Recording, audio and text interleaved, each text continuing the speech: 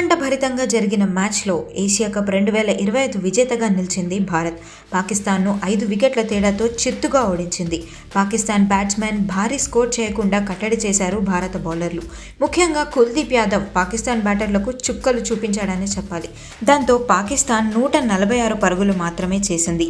Chasing మొదలుపెట్టిన India 20 పరుగులకే 3 వికెట్లను కోల్పోయింది. అప్పుడు క్రీజ్లోకి వచ్చాడు మన తెలుగోడు తిలక్ వర్మ.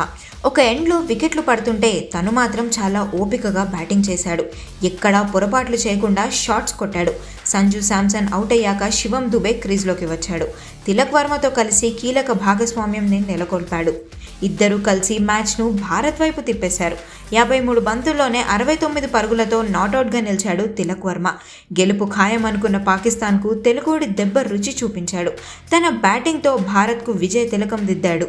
ప్రస్తుతం క్రికెట్ అభిమానులంతా తిలక్ వర్మను పొగడ్తలతో ముంచెత్తుతున్నారు.